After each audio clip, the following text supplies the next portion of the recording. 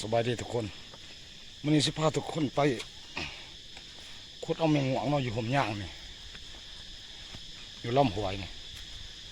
ไปเบิ่งน้ำกันเลยหันบักเท่านั้นแม่นบอกเขาดูค่ะฮะจะรู้รู้หรือบ่น้ำแมงหวงมาเขินเนาะโอ้ฝนได้ลายเลยเด้อเอามาให้ก่อน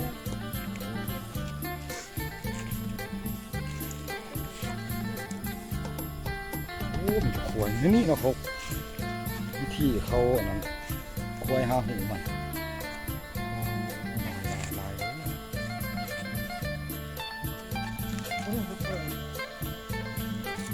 โอ้เลยก็เลยรูปตัวใหม่เนาะใหม่ก็เป็นว่าแบบดีโอ้ที่ควายหาหู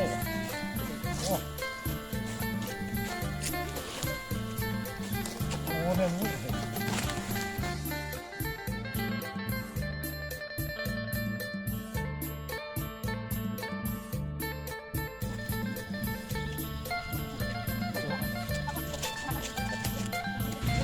ผมว่าเขาเรียกไม่เงี้ยแล้ว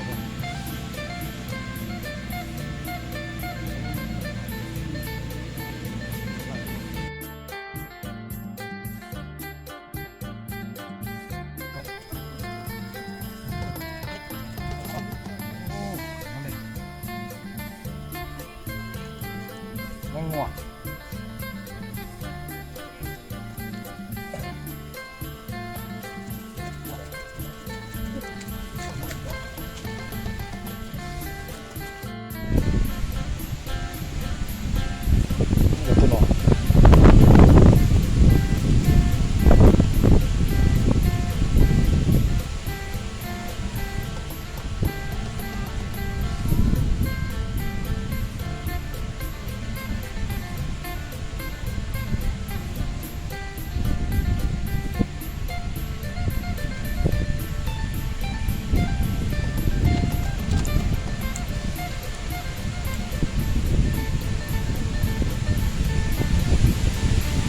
แต่ว่าเนี่ย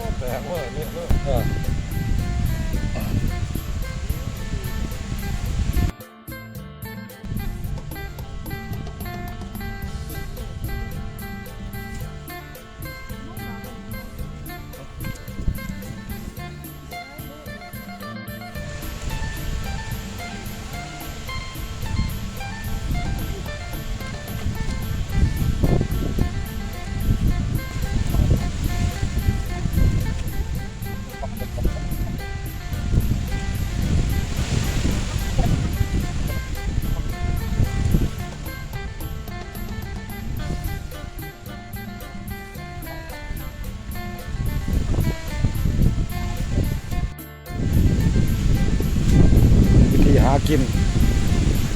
อย่าบ้านๆหมู่เฮาคนก็สิมาแหละพี่น้องเอ้ยนี่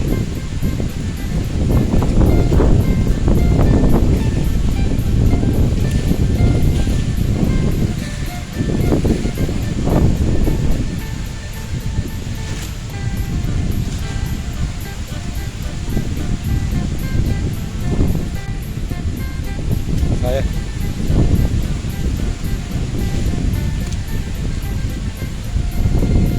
ใหญ่เนาะตัวนี้เนาะ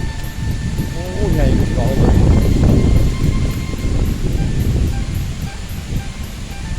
นี่เป็นแนวเบิ้ลเลยนี่ต้องขุดเอาเนี่ยนี่แล้วนี่ขุดแล้วไม่กระมองหยัดลงหูแล้วก็มันสิเกาะตีนมันเองโอ้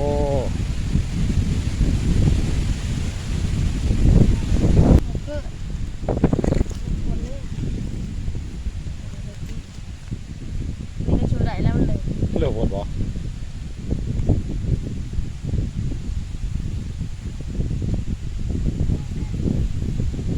ได้บ่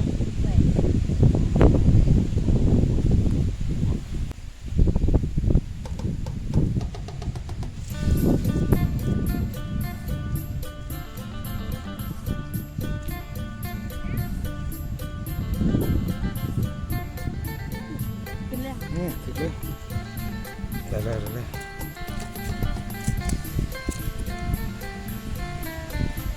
เป็นนางเป็นตักแดดเลยเนาะ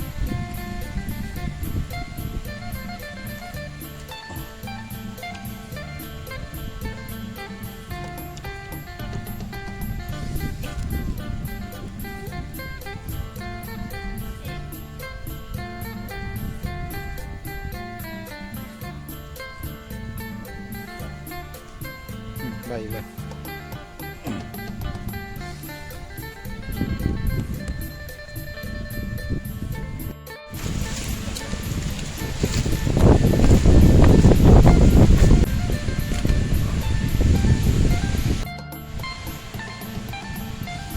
มันสิเกาะมองขึ้นมาแน่นี่เนาะพอเขามัดมองใส่ป้ายใหม่ก็สิเกาะมองขึ้นมา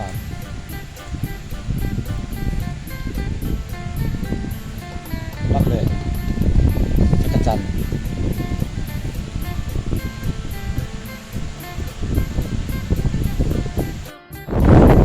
มุนเลยตัวนี้โอ้แตกเลย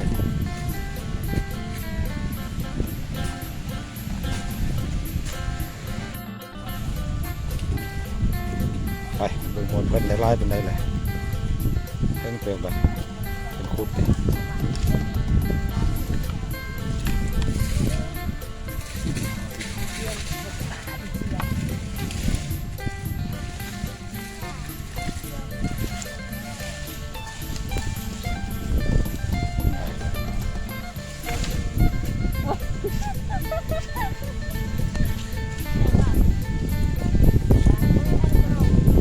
นี่เขาจะรอ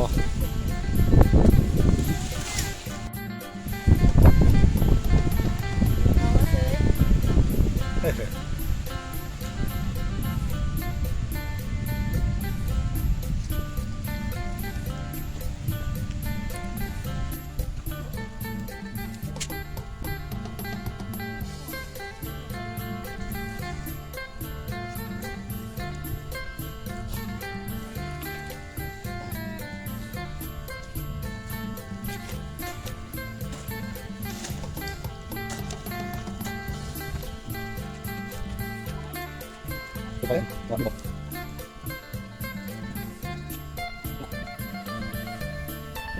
ติดขึ้นมาเสย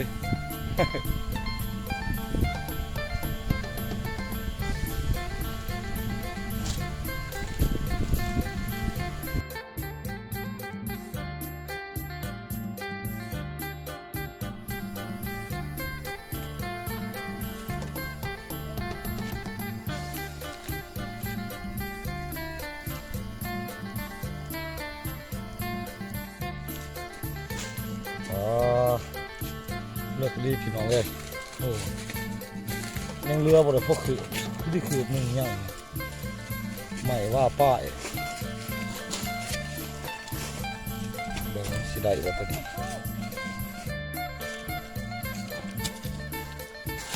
โอ้แม่มันตายมันไข่แล้วมันก็ตายมัน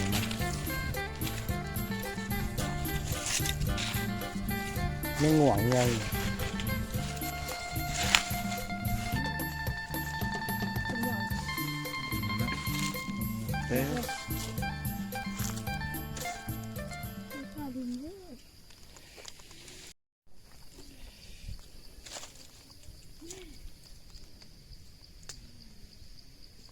ใหญ่ขนาดนั้นตัวนี้เนาะ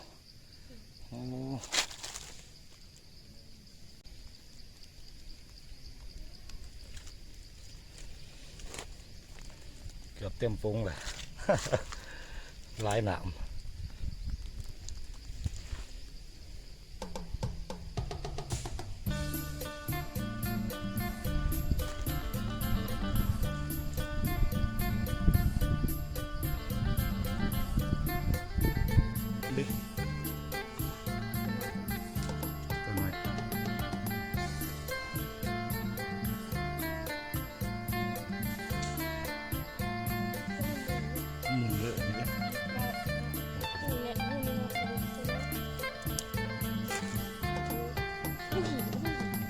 เกือบลูกตัวใหม่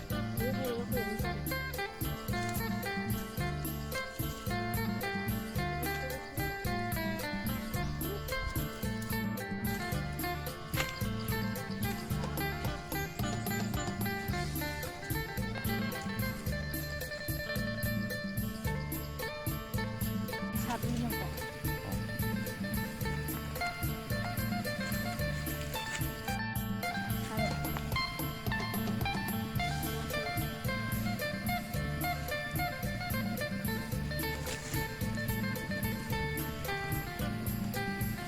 ก็เบ็ดเลยเนาะ เออ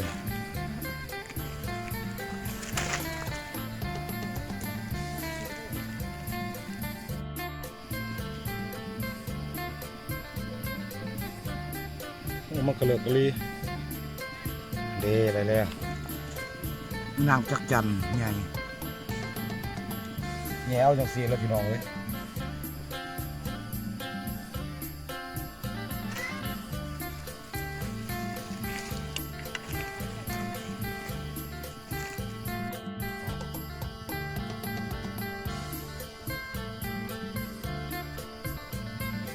บ่แตกตัวนี้ได้อีกครับ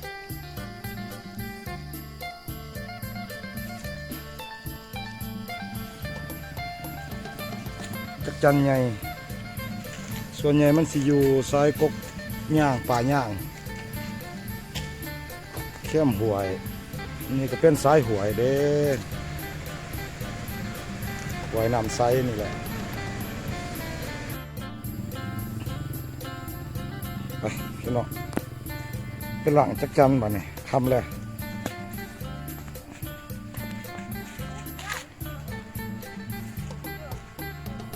ป่าย่างขุดจักจันป่าย่างไก่หวย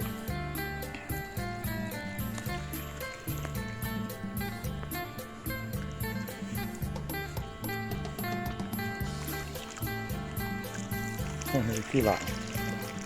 ว่าขี้ดินมันมีขี้ดินตัวมันแตกตอนเฮาแง่มัน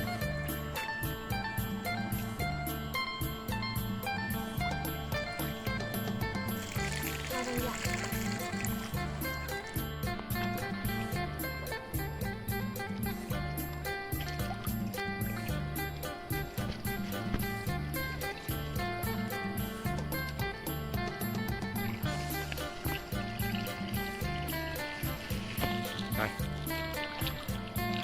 เฮ้ยโอ้ไล่เติบด้วยพี่น้องเอ้ยมันนี่ครับบ่เคยขุดบ่เคยอันนี้จะคืออะไรได้ยินแต่เขาบอกลานพามาไปเอาใส่ถุงยางเลยบ่ทอก็ได้ตั้งใส่ถุงยางเลยไปเนื้อวันนี้